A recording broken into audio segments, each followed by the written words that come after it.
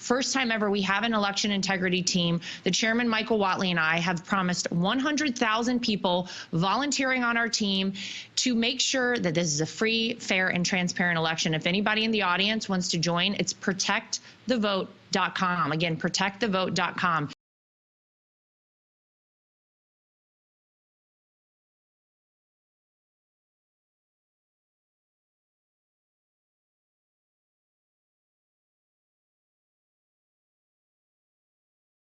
Social services and social service programs have been responsible for executing voter registration as part of their applications for all manner of, from driver's licenses to Social Security to housing to healthcare and all points in between across the federal spectrum of social service programs. That's been in place since 1993. What changed, though, is that when that was passed under the National Voter Registration Act in 1993, those programs were only available for citizens.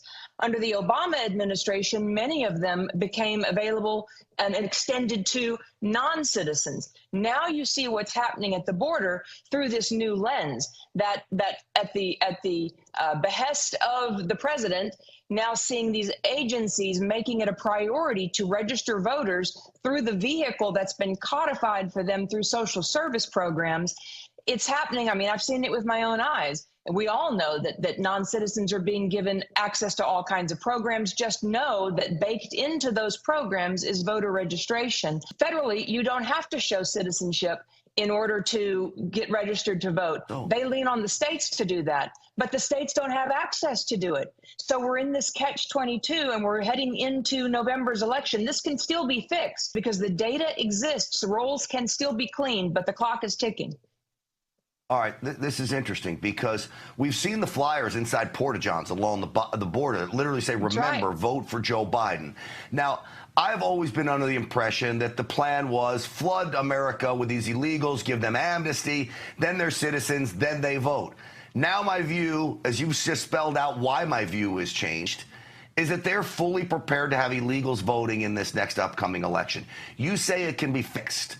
What are some things that we need to be doing right now to fix this to make sure that doesn't happen? All the federal databases that have been used, all the CBP1 interview processes that are being managed for staging of undocumented migrants into the country, those data sets need to be given to states so that states can run a query of their existing voter registry against the citizenship status of these people that are coming in.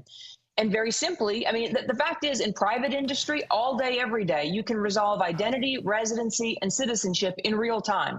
The data exists to do it. The technology exists to do it. What is lacking here is the political will, and the citizens, the voters, must demand accountability. It's unconscionable that states cannot protect the rolls. There are certainly data elements that you can assign and identify, and it's you know, depending upon the data that you're presented with, there are some level of checks and balances, and certainly more could be instituted even still in time for this election. But we've got to get serious, because this is the crack in the dam that threatens to break the whole thing wide open.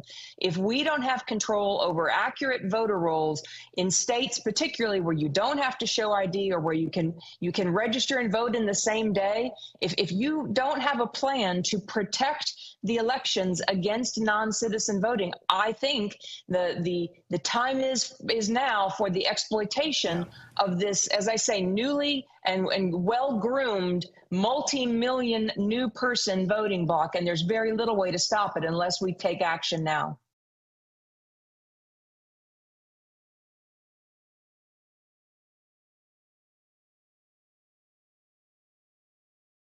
They've groomed a new voting bloc, and now they are ready to deploy that bloc. So what harm to them to throw out a little executive order that shows they're going to try to slow the roll at the border? It's too late. It's too late. And I think America is wising up.